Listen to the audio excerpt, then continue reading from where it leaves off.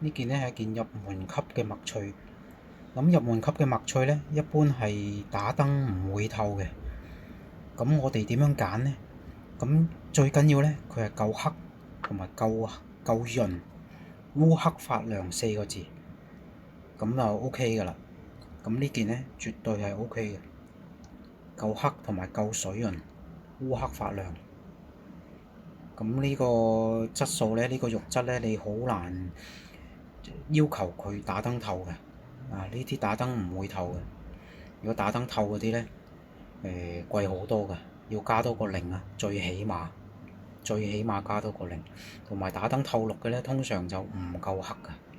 打燈透綠嘅呢，通常黑度係會比較弱啲嘅，冇咁黑嘅。咁當然有啲打燈透綠兼夾又夠黑啦，咁嗰啲亦都係更加稀有，個肉質係更加少見，咁自然個價錢亦都會更加貴。